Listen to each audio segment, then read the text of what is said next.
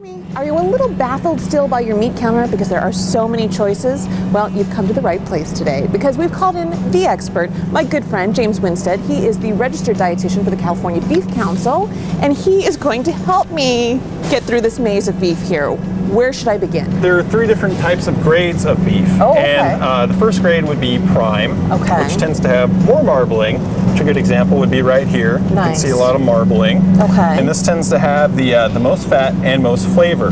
So this is something that you might find more of a high-end steakhouse or something like that.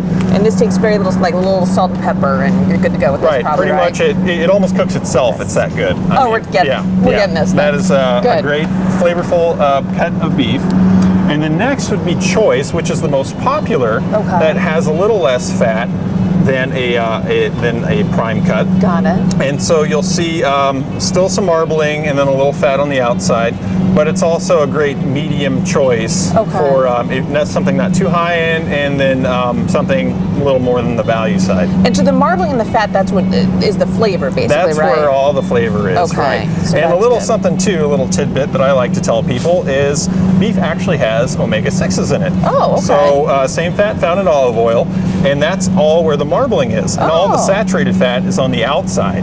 And so by trimming the fat, I mean, your grandparents, they had it right, tell you to trim off the fat on the outside of your beef, and then you can get rid of all that saturated fat. Okay, we'll get this too. Why not? We're having a big party. We'll get that. And one more. And the last grade is select. So this tends to be the most lean option, but can also be kind of more on the tough side. So this might require some marinade, something more acidic. So you could use beer, wine, lemon. Let that soak anywhere from 20 minutes to a day, depending on how tender and how much flavor you want to add into it. And so that's also a great option there for more on the value side. All right, so we've got our beef here, and now we need a marinade. So again, I'm baffled. There are a lot of choices. Where do I start? Right, so there's a lot to choose from. One of my favorites actually is using some teriyaki sauce here. Oh, okay. And so you could either cut up whatever portion you'd like to use for your dish that night. So it might be stir fry in this case with using the teriyaki.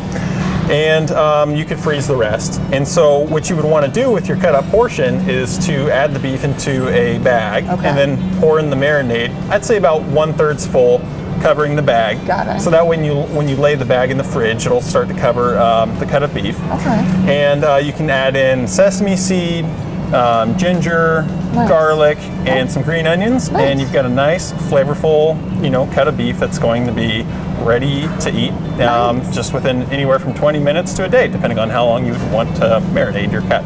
And how long should you marinate? Overnight, a couple hours? What do you think? It kind of depends on how much flavor you want to add into there. So really, if you're going for something more subtle, you can do as little as 20 minutes, or you could let it sit overnight.